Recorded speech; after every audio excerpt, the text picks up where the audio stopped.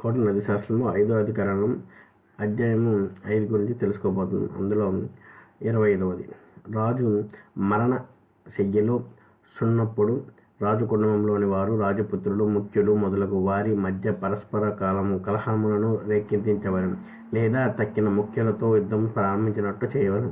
యుద్ధము చేయు వారిపై ప్రజలు తిరుగుబాటు గావించి చంపునట్టు ప్రోత్సహించవలెను, లేదా రహస్య దండము ద్వారా రాజకుటుంబంలో వారి రాజపుత్రులను, ముఖ్యులను సాధించి తానే స్వయముగా రాజ్యమును వశపరచుకొనవలెను. ఏలైనా రాజకాంక్షచే తండ్రి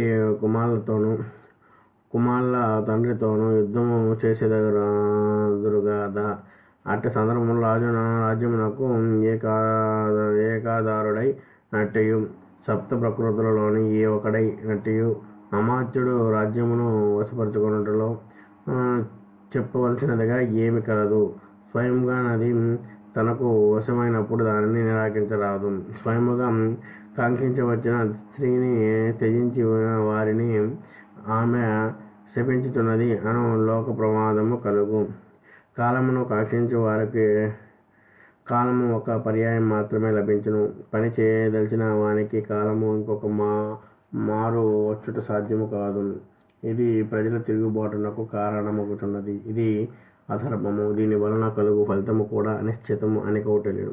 అతడు ఆత్మ సంపన్నుడగు రాజపుత్రుని సింహాసనాధిష్ఠునిగా చేయవలెను.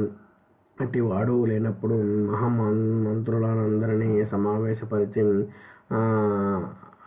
అవ్యసనుడగు కుమారుని గాని, రాజపుత్రుని గాని, గర్భిణియగు రాజమహిషిని గాని వారికి చూపించి, ఇది మీ క్షేమము, ఇతని తండ్రి యందును మినుగునందును వంశమందును మీకు గౌరవమును ప్రదర్శించవలెను.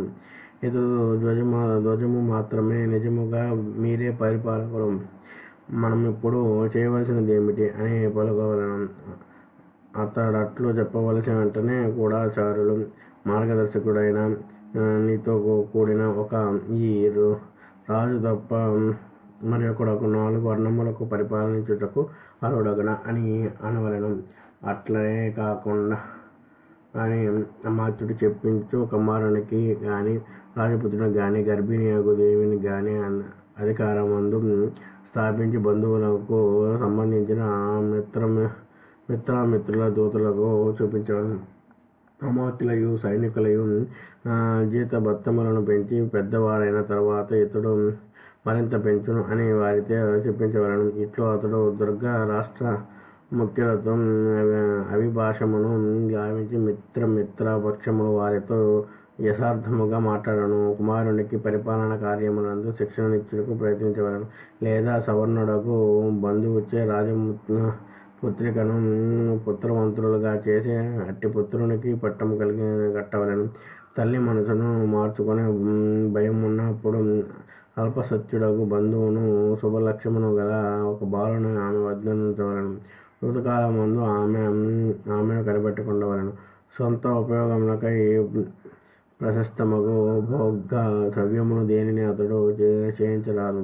కాని రాజునికై యానములు, వాహనములు, ఆభరణములు, వస్త్రములు, స్త్రీలు, ఇండ్లు మున్నగు వాటిని ఏర్పాటు చేయవలెను. అతడు యౌవనవంతుడైనప్పుడు అతని మనస్సును తెలుసుకొనుటకై తనకు విశ్రాంతి నీయవలసిందిగా కోరవలెను.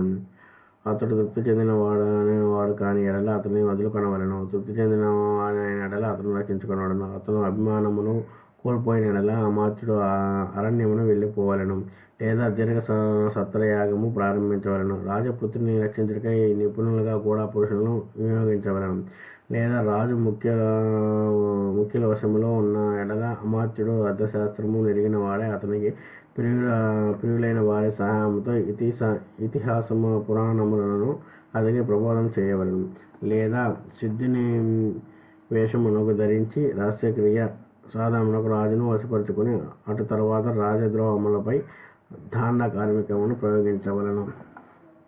ఇది యోగ వృత్తమును 5వ అధికరణమందు రాజ ప్రతిసంధానము ఏకైశ్వరణము అనే 6వ అధ్యాయము.